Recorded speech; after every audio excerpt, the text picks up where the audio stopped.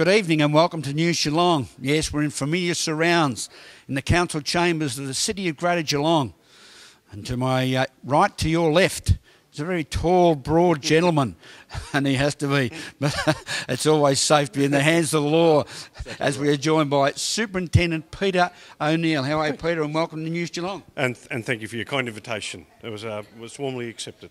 Warmly accepted. Now, before you come to Geelong, Peter, a little bit of history. How long have you been in the force and where you been? I've just clocked up my 36th year, so I'm just halfway through the 37th. Before Geelong, I spent 4 years at our Ethical Standards Department as Superintendent of Investigations and also in charge of the Conduct and the Professional Standards Division. And before that, most of my work's been in the northern suburbs of Melbourne, Coburg, Brunswick, Northcote, Preston, all through that area. So you've, it's been one could say a pretty hard road, but it's been a good road. Starting in uniform as a constable. Yes, I started at Coburg and then moved through over to Flemington as what was in those days was the first of the undercover policemen, and I was actually a policeman in the underbelly era when we had the likes of Chuck Bennett and Ray Kane and all those characters walking the streets of Flemington and Ascot Vale, and they were good days. I hope we never experience those days ever again, but they were good days. I think we'll all second that motion after watching what we've seen on television. Believe me, there's no underbelly here in Geelong. The only overbelly we have in Geelong is that of our mayor, Councillor John Mitchell, which we'll talk to later. Just breathe in a bit too, will you? Peter, it's a special night tonight, the 14th Annual Rotary International Police Person of the Year Awards, and we've covered it before. I can remember Senior Constable Amanda Evans, the girl from soccer, and the wonderful, the ladies in pink when they got involved in the rowing down on the Bowen River. Yep, I heard about that. Yep. It's always a very, very important way the community can thank very publicly members of the police force. And in furtherance, to recognise the hard work that they do. You know, it's a 24/7 business. It's hard work. They've got to respond to a variety of jobs and tasks. They've got to work with the community. They've got to build and develop the relationships. And I just went with Slater through the nominations, and each and every one of them are worthy. Would all be worthy recipients of the award. And most of the awards, the awards are based on what I would term over and beyond the call of duty. Yep, and a lot of them go further and talks about compassion and courtesy and goodwill and doing things outside their day-to-day tasks. It's about how they interact and how they engage with the community, and that word helping the community, and that's what we're here about. 37 years in the police force, Peter, you would have seen a lot of change, and a change for the better to what we in Geelong certainly have as a great community relationship with our Victoria Police. I've probably been with 6 Chief Commissioners now, and certainly our last Chief Commissioner, Christine, prior to Simon, certainly brought a new face to policing.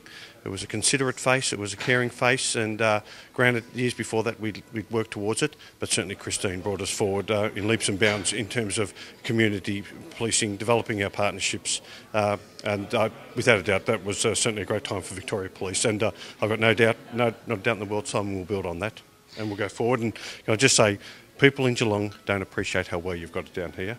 I've never worked this environment before, and I keep saying to people, enjoy what you've got, work hard to maintain the standards, respect for each other. Just your city, your infrastructure, your city council, they're a credit to you. But do you feel the fact that we are a city of like Geelong, and they call it Sleepy Hollow, but the fact that we're able to get so close to the members of the police force? Yes, and that's just a credit to the self, and that's a nice mix that Geelong has, that it can maintain that warm country environment but still keep pace through its major events and all the opportunities that Geelong extends to its residents and visitors. It's a credit to them. When I first got down here, people said Geelong is a Sleepy Hollow. I said Sleepy Hollows don't win AFL Grand Finals, and I still maintain that. But I tell you now, they've just got a lovely feel to it, and the community of Geelong got to work hard to maintain it. The man with the red crowns, beautifully emblazoned upon the broad shoulders. I like crushed velvet. Crushed velvet. Superintendent, I won't argue with him. Superintendent Peter O'Neill, thank you very much for your time. And thank you for giving us the opportunity to be here tonight. It's really appreciated. As News Geelong now travels down to Bowen Heads, and we catch up with Councillor Jan Farrell on the question of the Bowen Heads Bridge. Well, it's a lovely Saturday morning down here at Bowen Heads. Yes, Sea Change Village. And joining me, Councillor Jan Farrell. How are you, Councillor? Well, thank you. You're looking, well, We're draggled. We're looking, we're both, it's a bad hair day, people. We've been out. They promised me to airbrush my hair. We've been out here since 6 o'clock this morning, and it's been a wonderful start to what is known as a mouth to mountain, and we're going to be talking about that with the Mayor, Mr. John Mitchell. He'll be very active this afternoon, won't he, Jan? Yes, he's abseiling down the side of City Hall, and we're told that there's OHS on their OHS, because it wouldn't be a good look for the officers to lose a mayor. Oh, I bet you Rob McDonald's probably cut the safety net underneath him. He's a deputy mayor, viewers. But in the background behind us, viewers can be looking at the wonderful Bowen Heads Bridge, and it's been quite a saga, Jan, and yet we have seemed to have made some decisions and some inroads. You might like to take our viewers through the process and where we're at with our wonderful Bowen Heads Bridge. Well, we're actually in hell.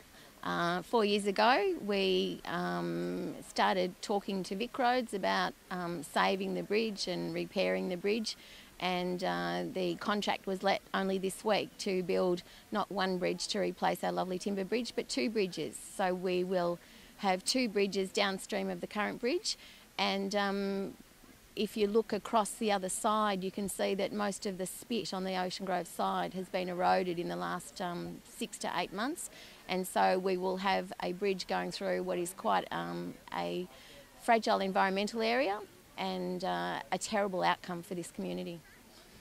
The spit, as you mentioned, the erosion that's taken place is one that one would imagine environmentally is going to continue. It's not something that's going to sustain and come back.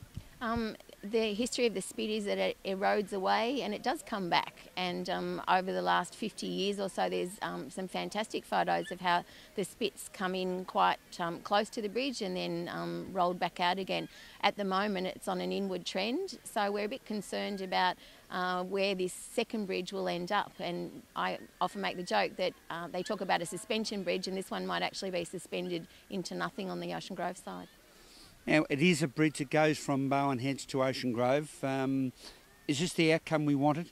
Absolutely not. If they had have asked us 4 years ago what's the worst possible outcome of the consultation and the process, nobody would have even imagined that this could happen. Is it still possible that we can, stop the process, or now that the tender's been let, has the process begun and got to a stage where we're unable to interfere anymore? I think there'll still be people power around this one. The Bowen Heads community and the Ocean Grove community are incensed at the outcome. So I think that there will continue to be pleas to the Minister and to the local members. The fact that the contract's been let means that, you know, it is going to happen, but we're still hoping that there will be some political outfall, if you like, to this process, because I think it's fair to say that no one's happy. People power is an important thing, viewers, and people are not happy down here at Bowen Heads and Ocean Grove. And I'm sure a lot of you who do visit down here, this wonderful area around Bowen Heads and Ocean Grove, would share the same view, because history is a very important part of wherever you may live, and it's certainly been an important part of the Bowen Heads and Ocean Grove culture, and that's something that we want to continue to exist. So the question is, can we stop it? Yes, we can. People power will exist, and with leaders like Jan Farrell and others throughout local government, state government, we will make the steps necessary to try and overcome what we believe to be a very strong misdemeanour, a misjudgment on behalf of those upstairs. Is that a fair statement, Jan? That is a fair statement, except the bit where you said the people in Ocean Grove and Bowen Heads aren't happy. We're happy about just about everything, just not about the bridge. Always happy in the wonderful world of Bowen Heads and Ocean Grove, except what's happening with the bridge. Thanks for being with us, Jan. Thank you. Go home and get that hair brushed.